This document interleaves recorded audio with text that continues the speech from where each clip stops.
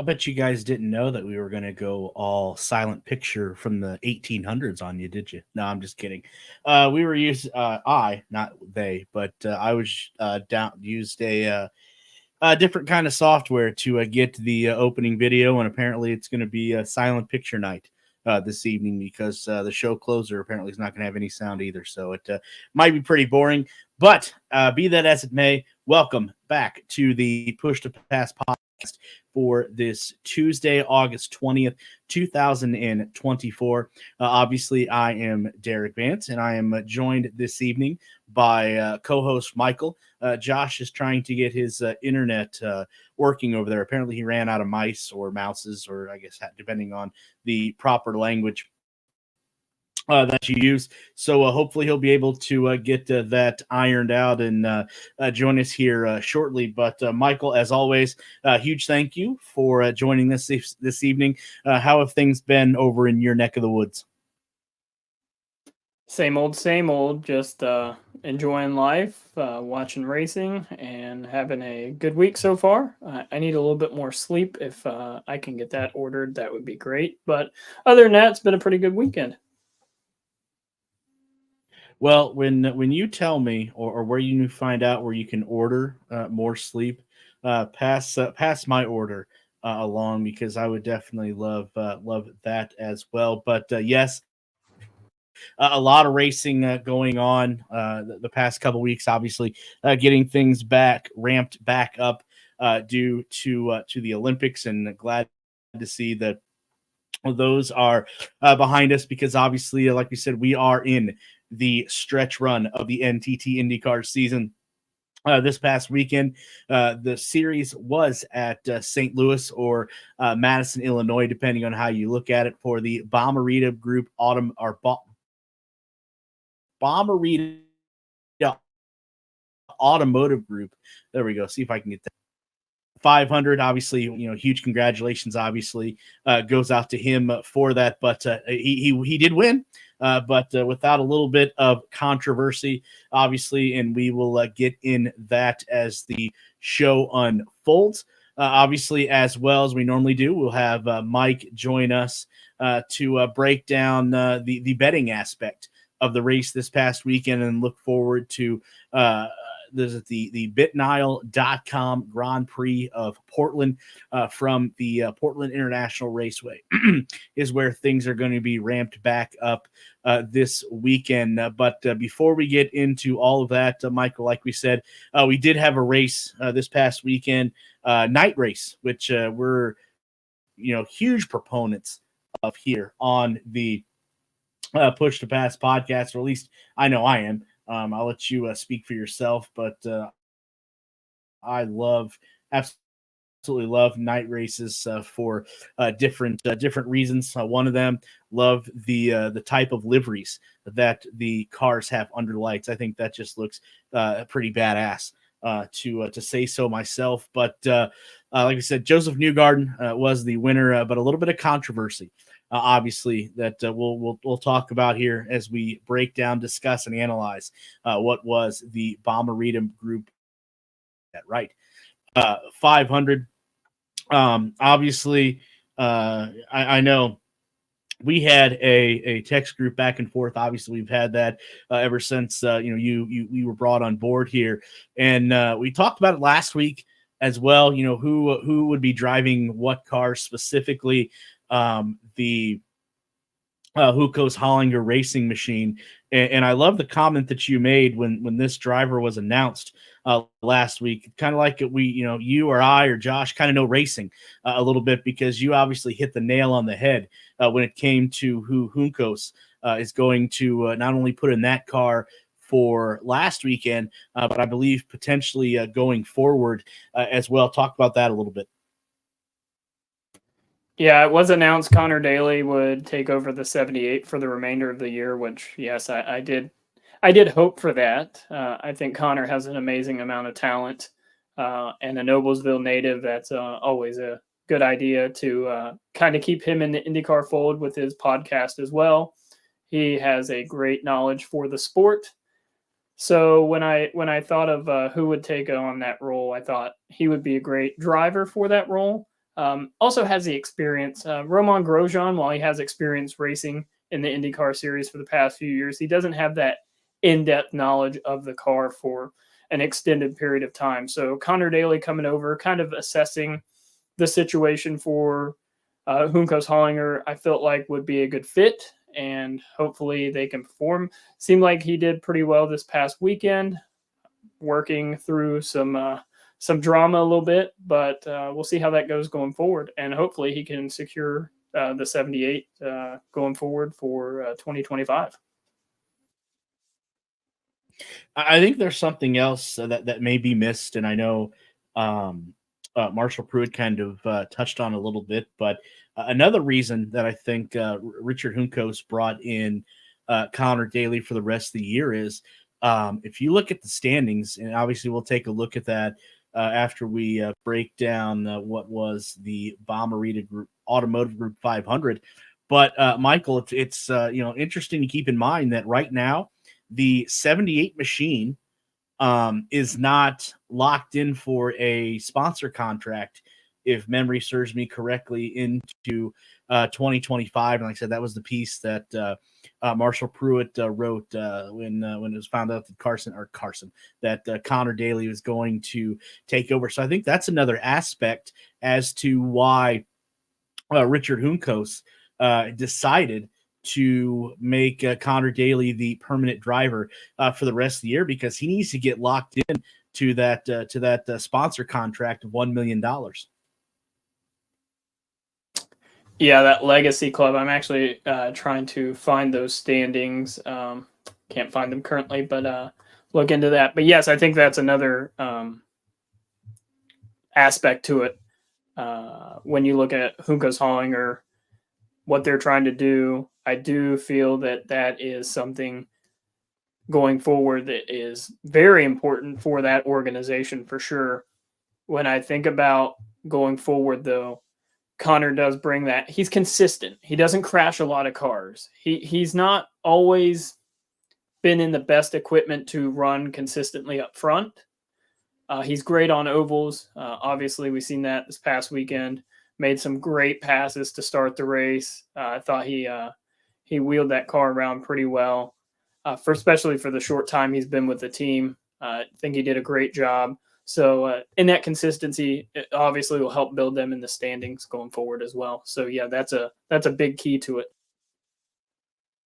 Yeah, absolutely. And then another big news item that I thought maybe we get to towards the end. I guess we can kind of let the cat out of the bag there, as it was reported on during the week as well. Again, hat tip goes over to Marshall Pruitt over at the Racer, or I think it's Racer. Just know the. He put out an article saying that David Malukas was close to finalizing his next ride in 2025, and I'm glad to see that Josh owns a watch and he can be on time. I'm just kidding. He finally got the mouses over there on the internet side of things to get going. Not sure why he's got a New York Yankees shirt on, but that's neither here nor there. But Josh, we're just talking about some of the news before last Saturday's race. Obviously, Connor Daly, big news there, taking over in the number 78 machine for Juncos Hollinger Racing for the rest of the year. Michael made some great points. He actually, that was the name he brought up last week, and it was just interesting that as soon as he brings that name up within a day or two, it's reported that Daly is going to be driving that vehicle for the rest of the year. And then the switch that David Malukas is going to be making, announced last week, right before St. Louis, that he's going to be driving for AJ Foyt in 2025. Now, the interesting thing about this is, I think, first is that AJ Foyt Racing, or AJ Foyt Enterprises, does have a technical alliance with Team Penske, so keep that in mind. But it was never announced as to which entry is David Malukas going to be driving in 2025. Is it going to be the number 14 machine that is currently occupied by Santino Ferrucci, Or is it going to be the number 41 machine? I know this is going to break Josh's heart, but is it going to be the number 41 machine that is currently occupied by Stingray Rob? That remains to be seen. But David, again, huge congratulations to him. And I think this is something that I think he's worked hard for. And I know there's going to be people on the other side that are going to argue about that, and that's totally fine.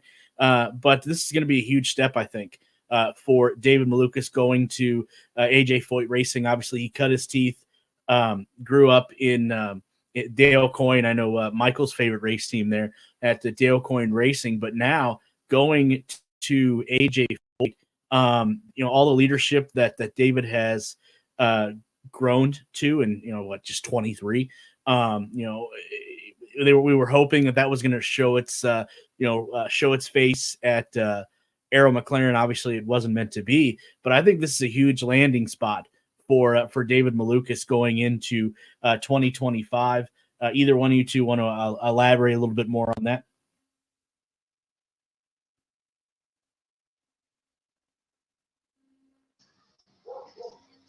It's an interesting get for AJ Foyt, no doubt. I hope he doesn't take Stingray Rob's spot, but if he does, then I'm sure Stingray will be able to jump on somewhere else. As we know, silly season's already began. Just drivers being announced to go here and there. There could be another big one that if someone happens to win a championship, I think he may be gone, but we'll get into that if it ever does come true. But good job for David Malukas, keeping a ride for next year, and looked like he was going to do really well this past weekend and just had some bad luck.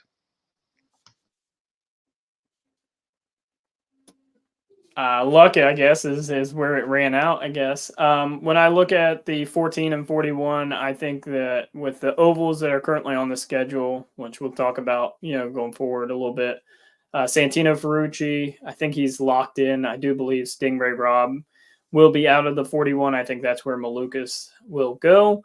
I did hear, or I guess read online, that it sounded like Roger Penske had a big influence on who went in to, I guess, AJ Foyt going forward with that technical alliance. I know, Derek, you brought that up.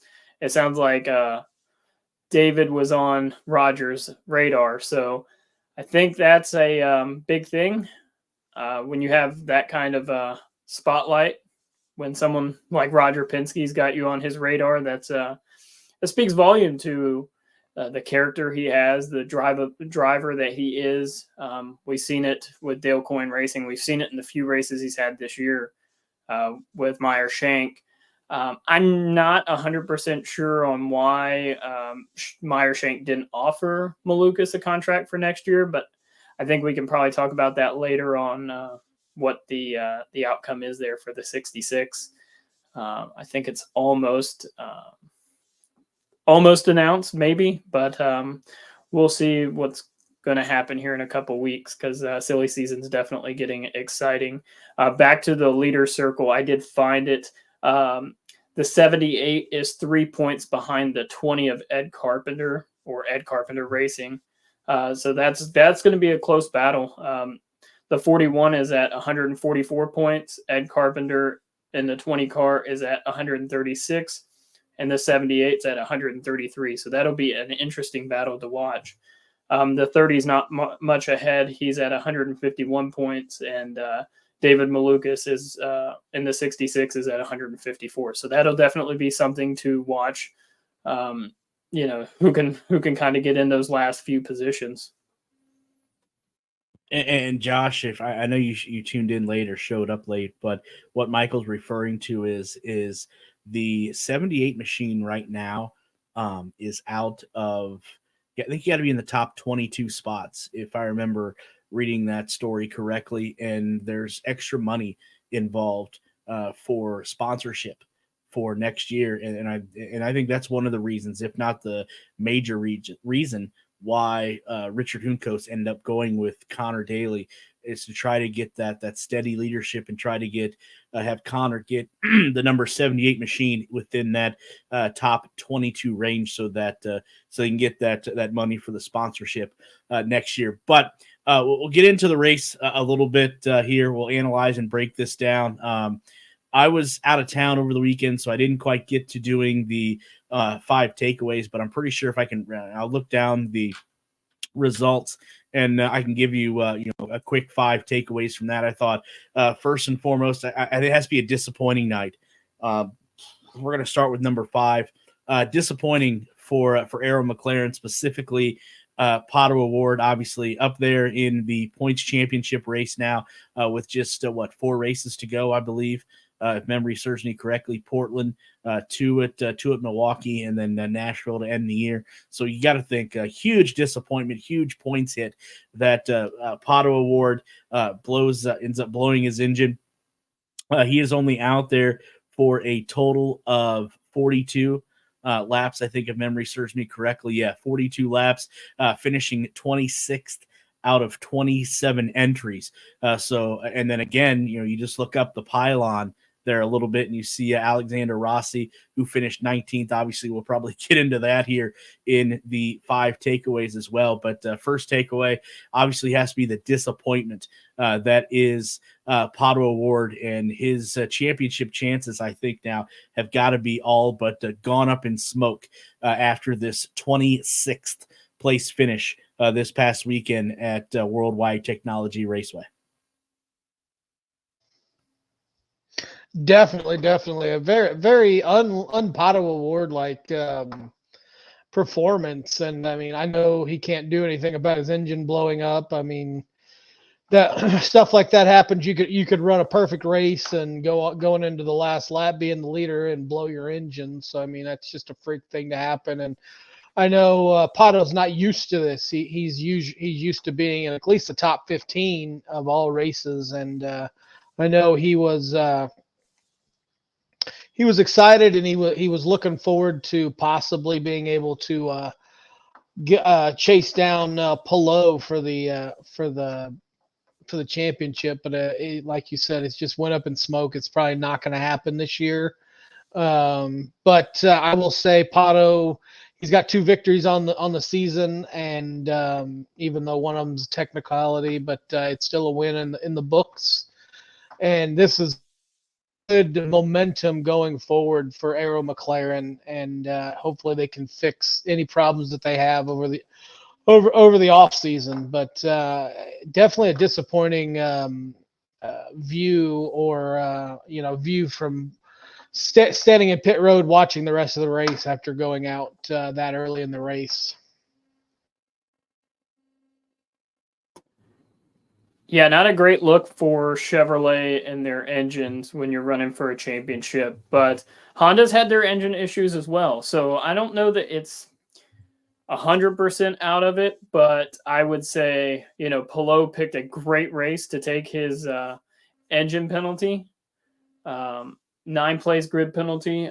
Also, Scott Dixon took an engine penalty, the Dale Coyne 51 and the 60 of Felix Rosenquist, took a 9 grid place penalty before the race. So 4 Hondas are replacing engines as well and taking grid penalties. So it's not a consistent Chevy problem. It's not a consistent Honda problem. Marcus Ericsson let an engine go in the race as well. So engine reliability. I know we kind of talk about that more for the Indy 500, but it's kind of doom and gloom towards the end of the season when you reach that cap. For Pato, yeah, I think he's about 98 points out. If I remember correctly, I just looked that up. I believe he's about 98 points out. So unless something catastrophic happens and takes out, top 4 or 5 guys, yeah, he's kind of out of the championship, I believe, going forward for the rest of 2024. So maybe for 2025, we'll see. Yeah, this like I said, this has to, obviously he can't sit well with a Zach Brown or Pato Award. I know he got interviewed right after he found out that he had to push his car to the garage, and he was kind of at a loss for words there. But it's been that type of season, I think, for not only Arrow McLaren, obviously, but for Pato Award. You do have those 2 wins. One of them does have a asterisk beside it, but 2 wins to say the least. But still going to go home empty-handed, because you know what everyone's goal is at the end of the season is to raise that Astro Cup, and unfortunately, it's just not going to be in the cards for Pato this year.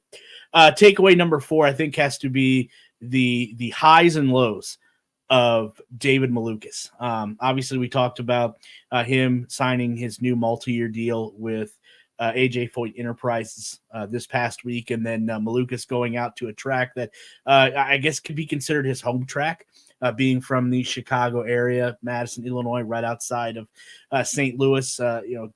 Putting his car in P2. He does lead about 11 laps, but I thought he got a little over aggressive towards the end of the race. But in the same sentence there, I also think, and I'm curious to hear both of your guys' positions on this, the pass that Malukas tried to complete on Will Power, I thought Power kind of squeezed him a little bit down there on the apron, which ended up wrecking Malukas, which hurt me in one set of race picks, but got me a win somehow in the second one, and we'll go over those here in a little bit. But I thought Power squeezed him a little bit, and you could understandably hear the frustration and pissed off. I might be too strong of a word to use in David Malukas's voice and body language after his interview from the Infield Care Center there on Saturday night. But real great showing for the most part until he got a little over aggressive. And again, in my opinion, I thought Will Power kind of squeezed him a little bit down there in the apron to end up putting Malukas into the wall late in the race on Saturday.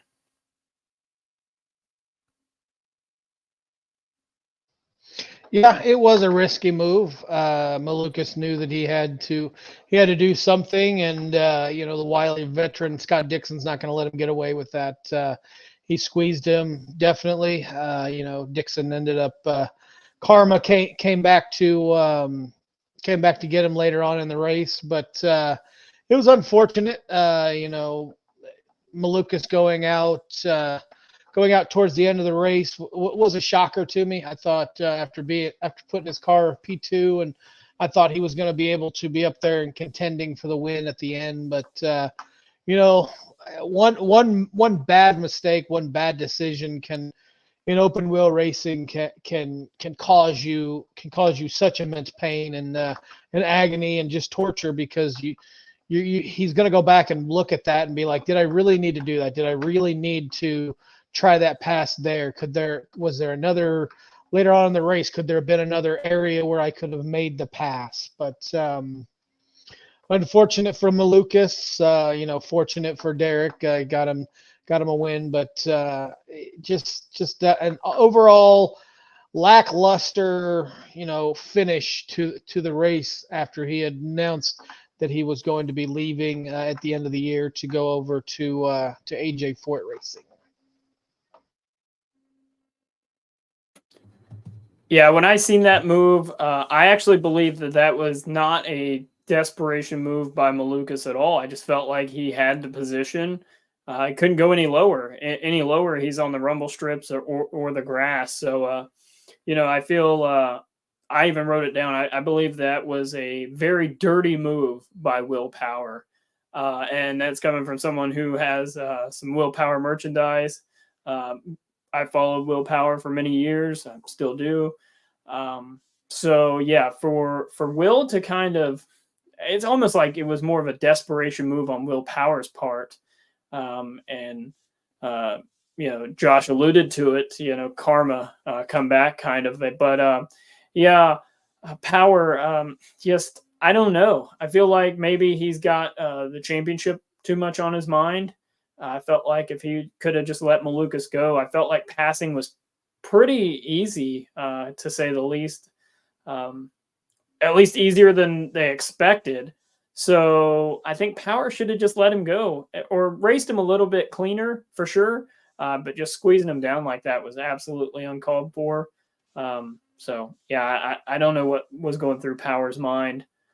Would really have loved to have heard, his thoughts.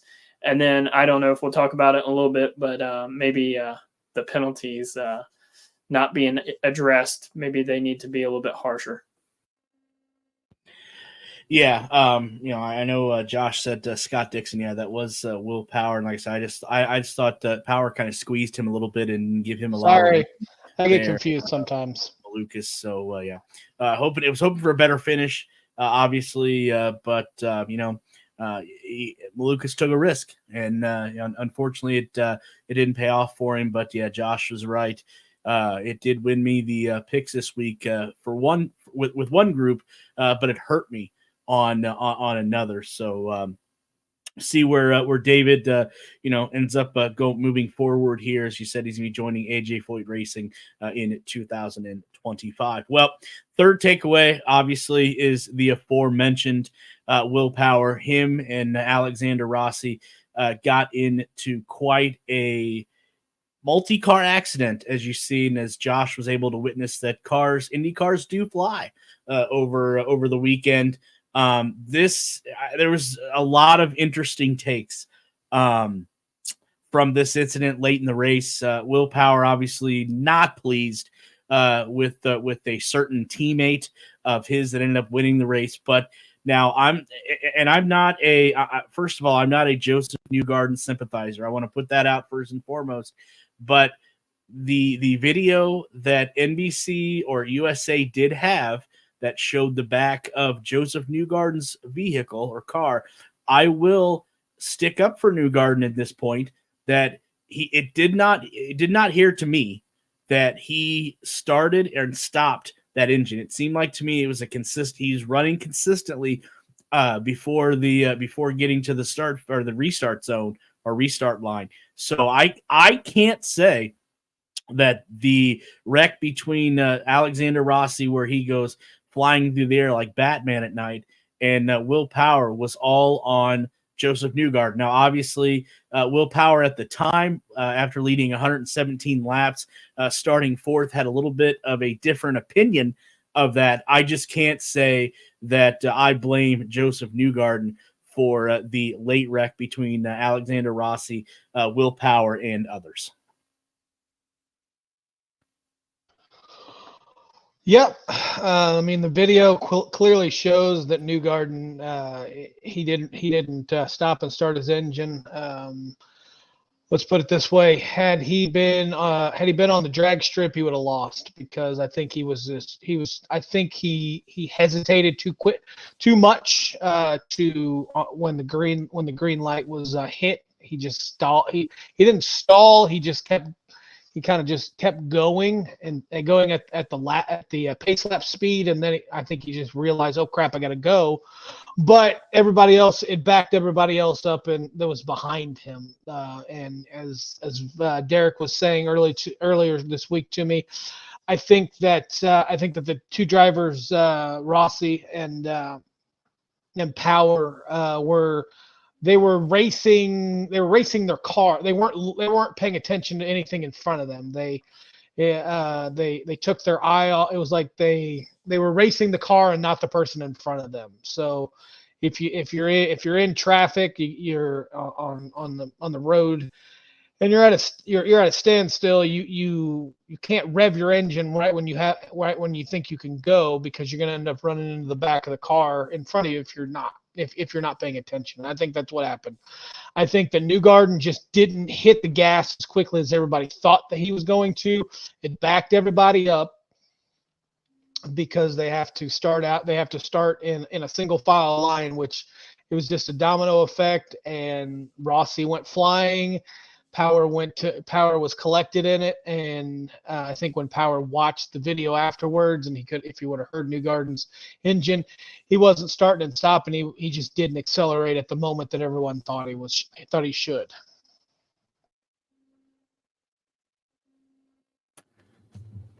So I did listen to the video. There's a slight little bit. I wish I could have the video in front of me to watch again. There's a slight hesitation where it's not necessary. I don't feel like he took his foot off the throttle by any means. There's just a slight hesitation in his car. If you look at any other restart he did, if you go back last year and look at some of his restarts, he never brings the field down as slow as he did in this restart. The following restart after this crash, he actually performs a pretty good restart, a more common restart.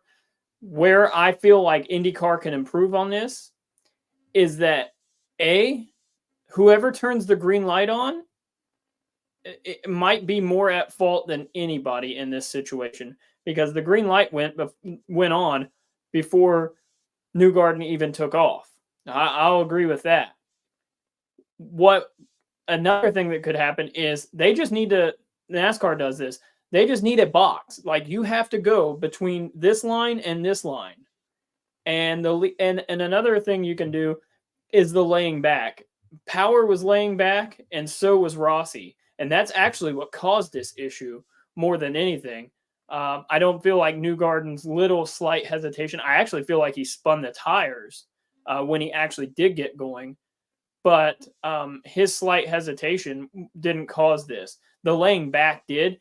And honestly, they should start penalizing drivers for this, because that would also help prevent these kind of crashes. So 3 things. A designated box. Hey, here and here is where the leader can go. Once the leader hits the end of that box, it's all bets off. You should be able to pass any direction. That green light shouldn't go on until the leader's outside of that box, because that caused this issue as well.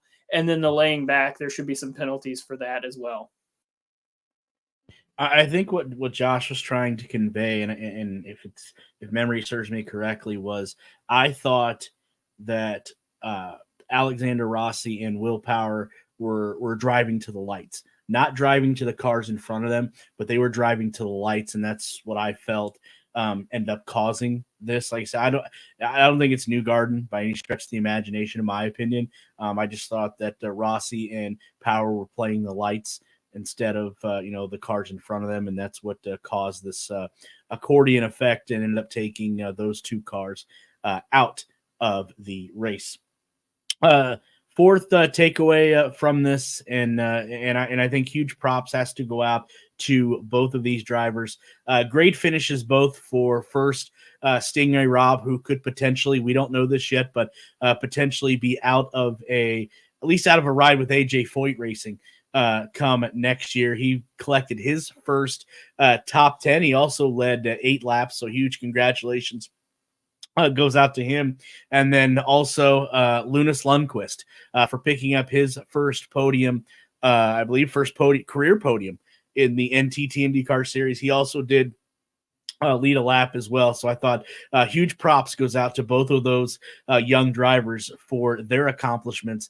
Stingray Robb getting his first top 10 finish in 9th, and then Linus Lundqvist making maybe it's his second podium. I have to go back and look, but collecting a podium on a oval track this weekend for him as well. Mike, you can go ahead on this one. Yeah, I think it's very, very good that Stingray Robb is kind of peaking at the right time, especially since we really don't know what's happening with him in the future. We really don't know what's happening with AJ Foyt Racing as far as either one of their drivers. And then I feel kind of like that as well with Linus Lundqvist. I feel like he's kind of battling for a position as well within the NTT IndyCar Series. So great run for both of them. Obviously, we did have some high caliber drivers get taken out, but you got to execute all race long. That's what we've seen with both those drivers. So it's pretty interesting to see them, peaking at the right time. Lundqvist does have another podium. It was at a road course earlier in the year, but I don't remember which one it was. Maybe Road America, if I remember correctly, but I could be wrong on that. Don't quote me on that. Yeah, good thing for both young drivers. My infatuation with Stingray is I see him as a bright and upcoming driver. Hopefully he can, if he is out at AJ Foyt, he can catch on somewhere else. Maybe go over to Dale Coyne. Maybe go somewhere that has an opening. I mean, of course, he's going to go somewhere that has an opening, but and Lunas Lundquist, such a talented driver. I mean, and this was going to be a long shot. I almost chose him as my race pick this week, but I held off just because I'm kind of gun shy on some of the younger drivers. Although I want to see them succeed, I just don't think that they have the experience to go and win an oval over the eventual winner of New Garden. So congratulations to both those drivers, and hopefully they continue their growth in the sport and their abilities. Yeah, huge. Like I said, huge props to both of them. And actually, Michael, you are right. It was a road course. It was not Road America. It was Birmingham. actually Barber Motorsports Park. Linus Lundquist finished third there. So, yep, his second podium of the season, first podium on an oval. So, huge congratulations, obviously, goes to him. And then the last takeaway of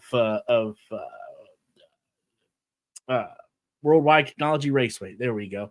Obviously, Joseph Newgarden winning with a little bit of controversy. You know, it seems like anytime Joseph Newgarden is involved, the cloud of controversy does kind to hover over him at just a little bit. 31st win in the 13-year career of Joseph Newgarden, 56th podium, and he has led just over 26,000. He has led at just over 4,000 laps. So make sure I got that right. But yeah, Joseph Newgarden, obviously your race winner, only led 17 laps, but he led the most important one. He started third, ends up finishing first, obviously, and a little bit of momentum. He dug himself in a hole in the points championship. Obviously, the win from St. Petersburg earlier in the year, taken away from him. We wondered how much that was going to, or how large that was going to loom for Joseph Newgarden, especially if he got close to points leader Alex Palou, who finished fourth. So Mr. Consistency there with just 4 races to go. But Joseph Newgarden collects another oval win, and just another feather in the cap there for Joseph Newgarden. But like I said, without controversy looming there as well. Ready to hear from both of you on Joseph Newgarden's controversial win on Saturday night. Like I said earlier, I don't think it was really that controversial. I mean, it was, Michael had some good things, had some good observations of how to fix the problem that he ran into, but he just wasn't quick to the throttle on one restart, and it happened to be towards the end of the race, and it was more controversial when you first saw it, when you thought that he was somehow stacking everybody up by starting and stopping in the back, starting and stopping up front to make everybody in the back have to accordion like that. But congratulations to him. He is Mr. Oval. It is probably hard. It's going to be really hard to ever bet against him to not win an oval race. And it'd be interesting to see him get in a stock car and see how he can do in a stock car in an oval with as good as he is. I know it's a different kind of car, but I definitely think that he could probably go out there and give the NASCAR or maybe the Xfinity people guys a run for their money, just how good he is on ovals.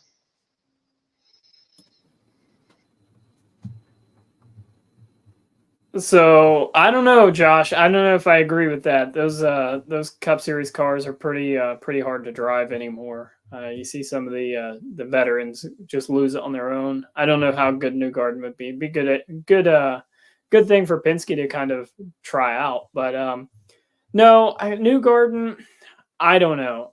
This with him winning all the ovals, it makes me want to not have as many ovals because I'm not the biggest Joseph Newgarden fan. I think he just rubs people the wrong way, and that's okay because he is good.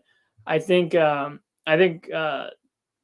Donahue on X, he said that Joseph Newgarden is kind of like a villain, and I think every sport needs that. If you look at the NBA, you have LeBron James. The NFL, it's Tom Brady or currently Patrick Mahomes. So I think every racing series and every sports series has one, and I think Newgarden fits the mold of that because he has those fans that either love him or they hate him. So I think it's good for the sport. It gets eyes on the sport, even if it's for the wrong reasons. But yeah, I think he knew what he was doing on that restart. Bringing everyone down slow. But like I said, if you start penalizing people for laying back so far to try and get that jump, you won't have that issue. So yeah, I don't know. I think Newgarden is a very great driver on the ovals for sure. I just couldn't imagine how many more wins he'd have if he was just slightly better on road courses and street courses.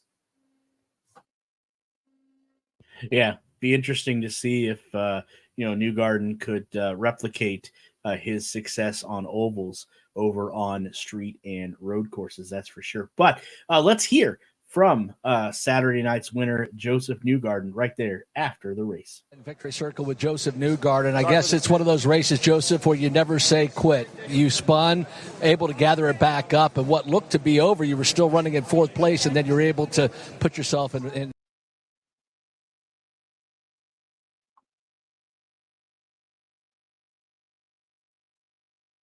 created a lot of racing. That's what you like. When you come to a track like this, you need somewhere to go, and we had 2 lanes today, which was incredible. It was kind of unexpected, and midway through the race, you could really tell it was working, so just trying to take advantage of it. All of our cars were quick. So, yeah, really happy with this team. They deserve it. They won that thing in the pits. That's their win. But I think the car was very deserving, too. It was super fast. As you're coming down pit lane and you see you're going to beat your teammate Scott McLaughlin out, what's going through your head? I'm thinking this is the best crew right here. You know, they lay it on the line pretty often, and we've had some winning cars this year outside of Indy, and they just haven't materialized. So to see it come together again at night, it's just nice. It's really nice when it works out. So this team made it happen. Lastly, the restart. Obviously, there were some drivers that weren't happy. How did you see it from the cockpit of the car? I watched it on TV. It looked like they threw the green but momentarily before I went. I was trying to go the last minute. I was trying to go at the very end of the zone. There's a restart zone, and I was going at the end of it.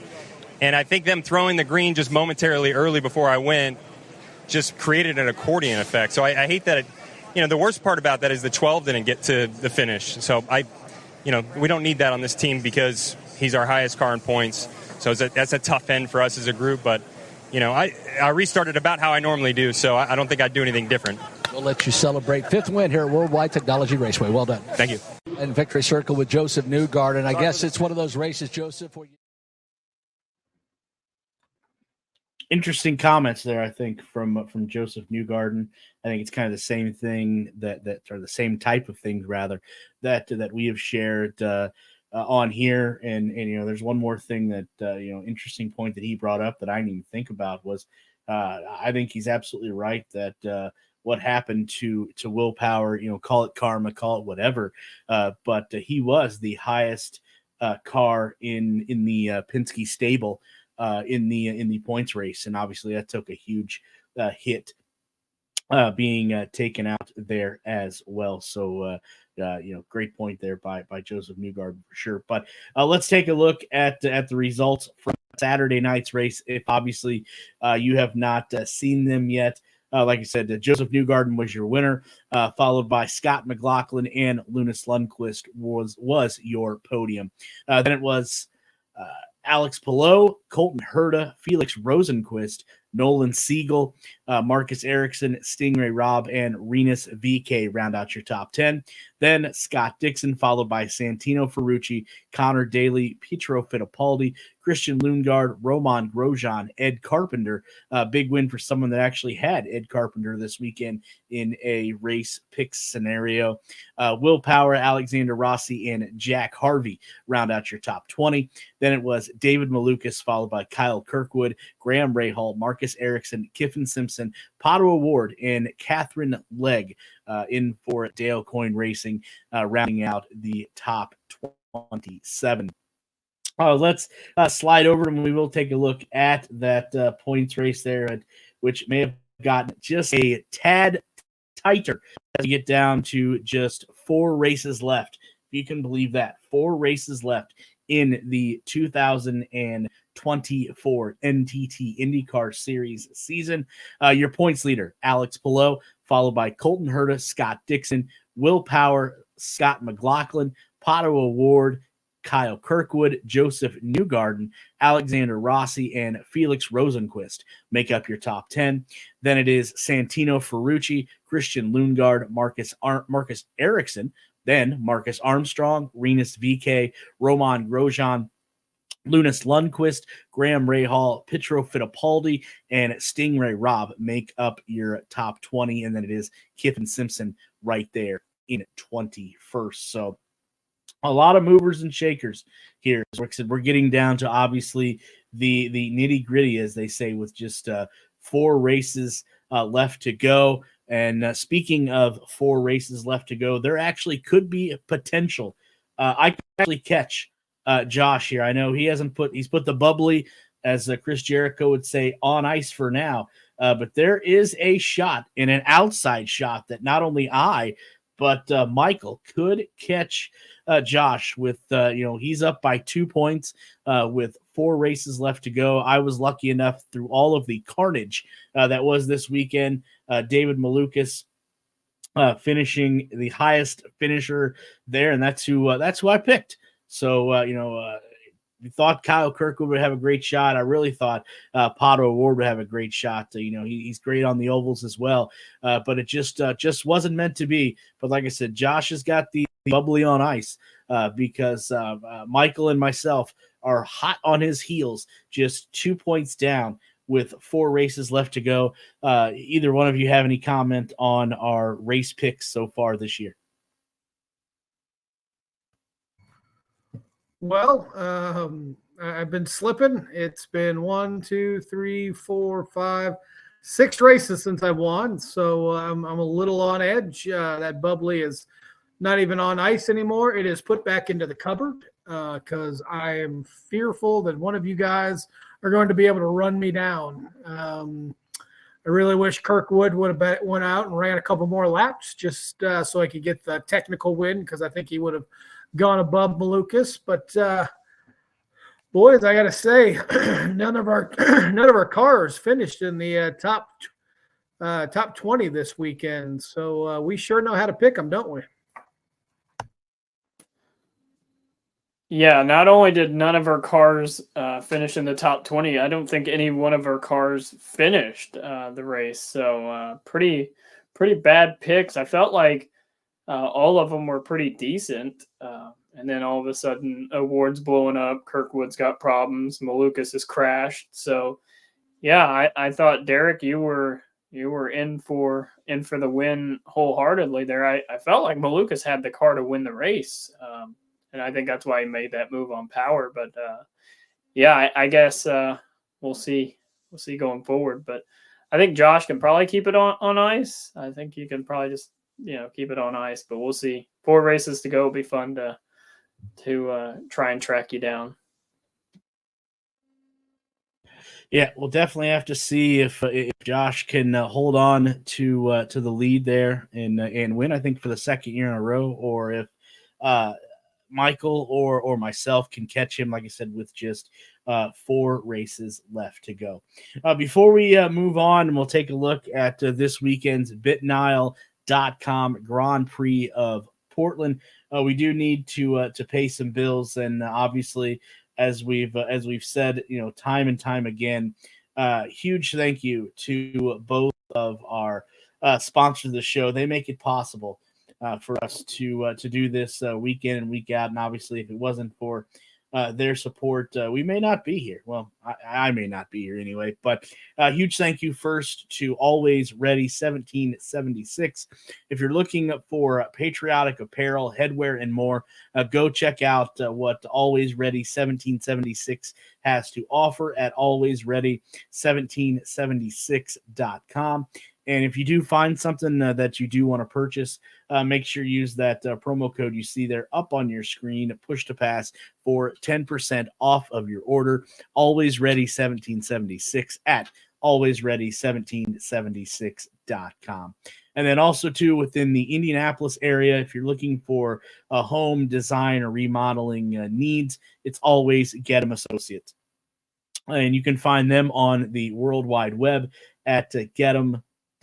And if you do choose to go with their home design services, make sure you use the promo code again that you see down there at the bottom of your screen, push to pass, for $250 off any design service.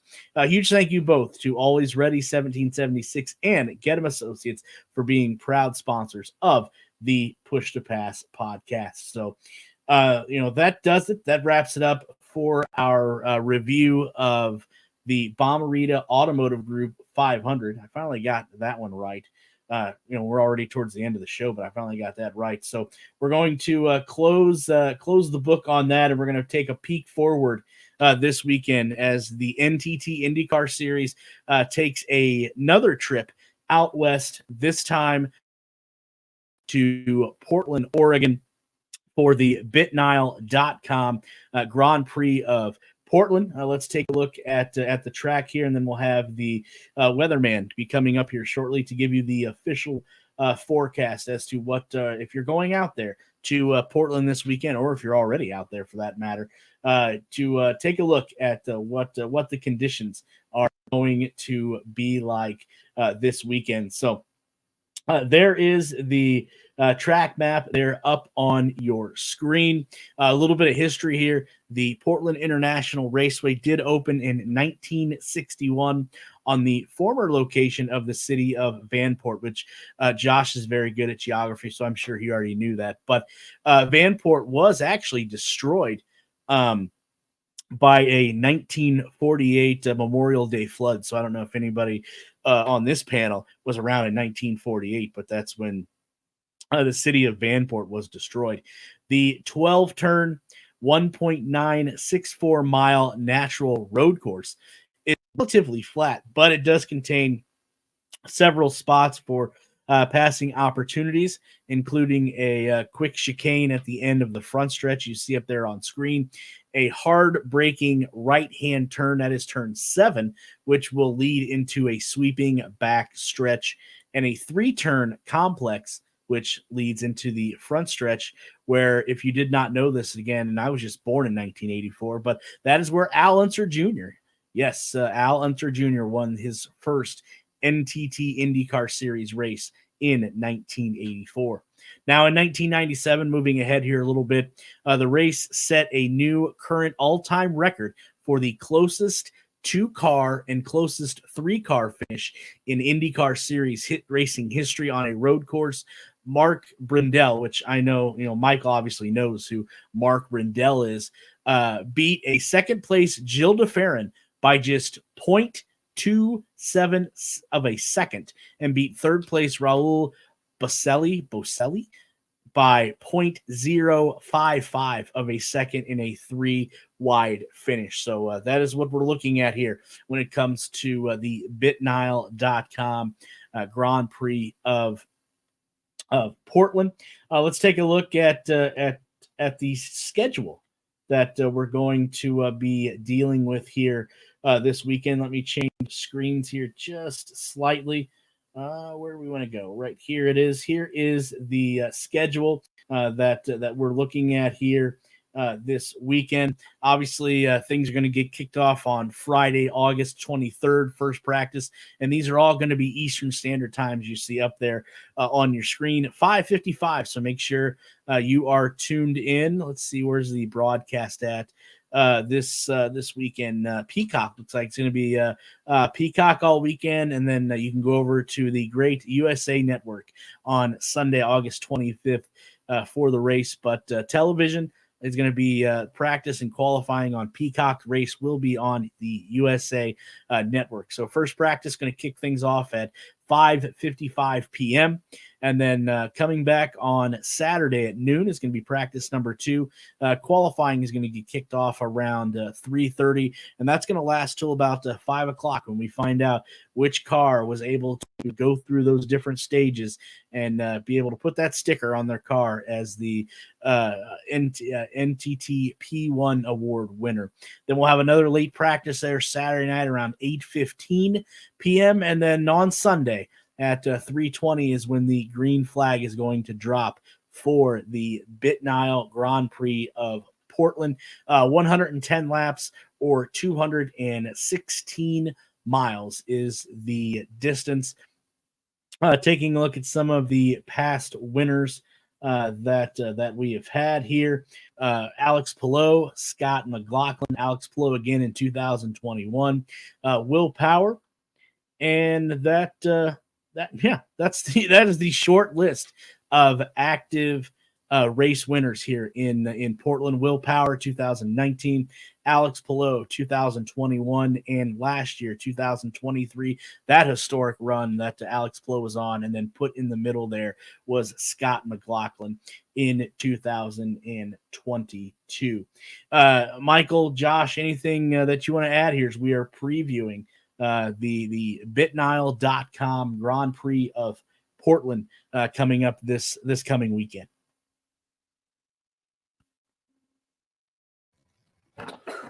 Portland's an interesting place to go drive. Never been there, but I've heard it's beautiful country out there if you can avoid the rain. But it's good that the West Coast is getting a race. You know, most of the time it's here either down south in the Florida or Alabama, or up here in the Midwest. It's always good for the sport to get out to the West Coast and get a race in and let those fans that have to get up early and stay up early for a noon race, give them a chance to get out there and show their fandom out there. So it should be a good race. Hopefully that way everybody everybody turns out okay and everything's okay.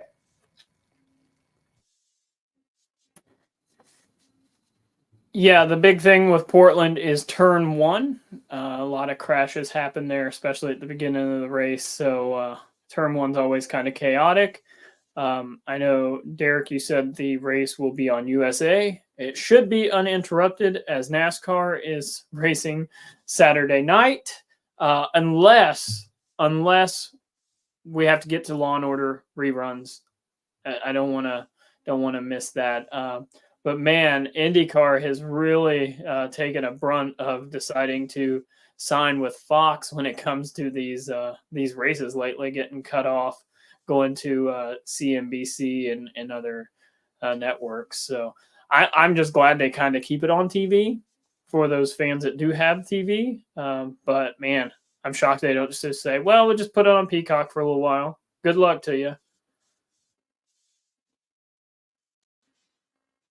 Yeah, because we all know how important those reruns of SVU are. I know, Josh, sits on the edge of his seat week in and week out, just waiting for those. But yeah, glad to see NASCAR being on Saturday night. Hopefully, like you said, this race on Sunday being on the USA Network is uninterrupted. Because again, and I've made this point week in and week out. Nobody really knows and what channel CNBC is. I don't, and I really can't say and lay claim to ever actually watching CNBC. The only time I've turned CNBC on is when the IndyCar race has to be moved there because there's something bigger and better on the USA Network. But the one the one silver lining in this is, fellas, we only have 4 more races on the NBC network, and then we can kiss them farewell and be on Fox.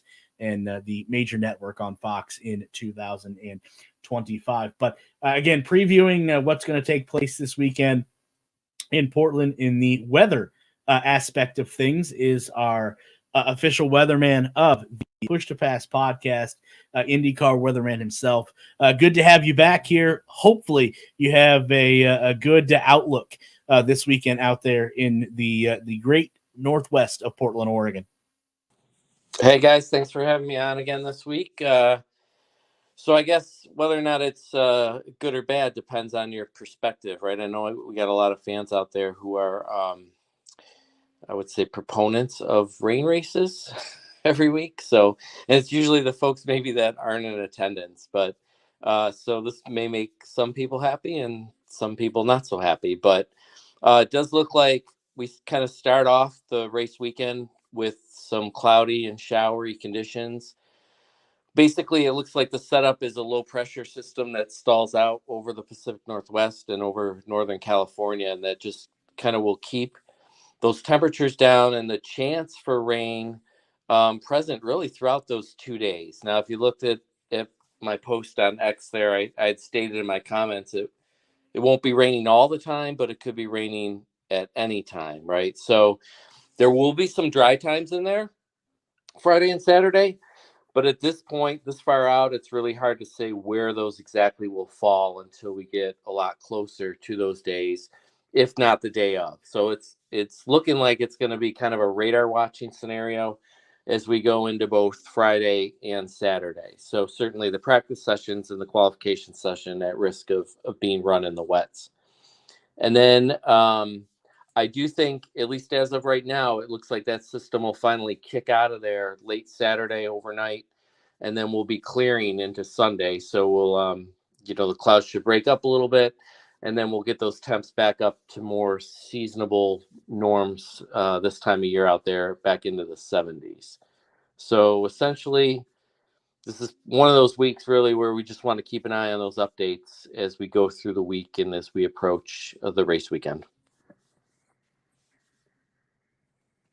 All right. Hopefully that front goes through there, and we can have a nice dry weekend. Or you know what, we could have a rainy track there on Sunday. I'm hoping for the first part, but you can't control Mother Nature, so we'll see. We'll see what happens, but I'm sure you will keep everyone up to date.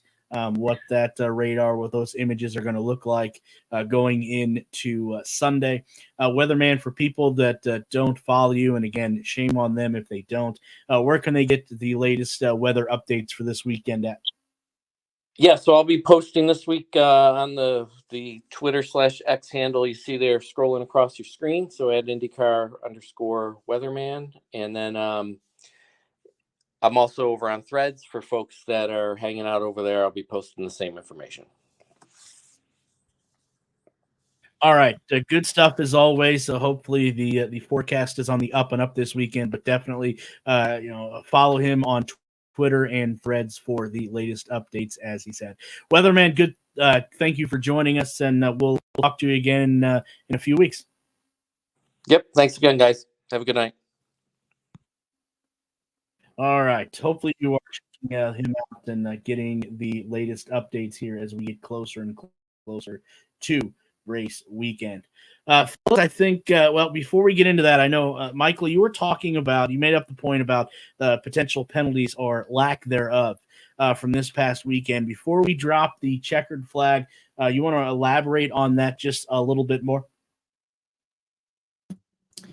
Yeah, so I guess my big thing is like when a driver is laying 2, 3, 4 car lengths back, and you can see it on if you go back and watch just Will Power and Rossi, they're laying back, and all that is to try and just be continually moving just a mile or two faster than the car in front of them, and all that does is it just gives them more speed, more down the front stretch, and the more speed you can carry, the better your odds are to pass.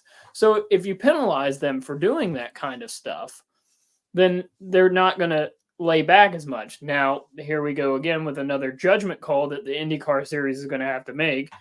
that sometimes gets skewed in favor of that, some teams versus the other. But those are situations where you can kind of clean up those restart issues. You see them on road courses kind of wave off the green flag when the field's kind of not bunched up. So those are situations, and I think instead of waving off the restart, just penalize the drivers that are causing the issues, and it should clean it up a little bit. It's not going to be perfect every race, and it's another leeway situation. The one thing I did want to touch base on is Newgarden kind of talked about there is a restart zone, which I didn't know, but TV doesn't do a good job of explaining that either. They could have designated where that zone is in reference to where the green light went on. So the fans at home can kind of see, okay, so Newgarden was still in the restart zone, or was he out of the restart zone? Because he said in his post-race interview that we played that it was close. So when they turned that light on, so where is the box? That could be something that hopefully Fox does a better job of. If not, NBC fixing that going forward this weekend. So just those kind of situations where I guess we kind of have to put our faith in the IndyCar tower and hope that they can make a judgment call correctly. But that's kind of what I was kind of getting to with the penalties. But hopefully we can kind of put last week behind us, move forward to this weekend. Yeah, absolutely.